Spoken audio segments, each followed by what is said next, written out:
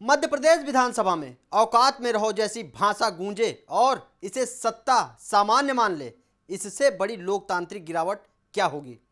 नगरीय प्रशासन मंत्री कैलाश विजयवर्गीय का यह बयान केवल एक क्षणिक उत्तेजना नहीं बल्कि सत्ता के भीतर बैठी उस मानसिकता का खुला प्रदर्शन है जो खुद को जवाबदेही से ऊपर समझने लगी है। यह शब्द नहीं, सत्ता के मद में डूबे अहंकार की बदबू है।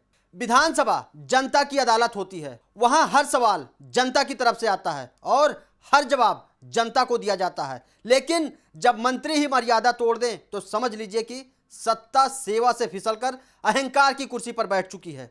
औकात में रहो यह वाक्य लोकतंत्र की भाषा नहीं, सामंती सोच की झलक है। यह बताता है कि कुछ लोग आज भी सत्ता को अधिकार नहीं विशेषाधिकार मानते हैं। उन्हें लगता है कि बहुमत मिल गया है तो सवाल पूछने वालों को नीचा दिखाना भी उनका अधिकार है। नेता प्रतिपक्ष कोई व्यक्तिगत दुश्मन नहीं होता, वह जनता की असहमति की आवाज होता है। उस आवाज को अपमानित करना दरअसल जनता को अपमानित करना है। अगर सदन में सवाल उठाना औकात से बाहर है तो फिर लोकतंत्र का अर्थ ही खत्म हो जाता है। जब सरकार के पास ठोस जवाब नहीं होते तब शब्दों की तलखी बढ़ जाती है। जब उपलब्धियां कमजोरी होती हैं तब आवाज ऊंची हो जाती है। जब तर्क हार जाते हैं तब अहंकार बोलता है। यही तस्वीर इस बयान में साफ दिखाई देती है।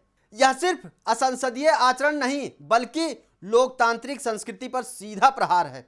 सत्ता अगर आलोचना सहन नहीं कर सकती तो उसे लोकतंत्र की परिभाषा दोबारा पढ़नी चाहिए।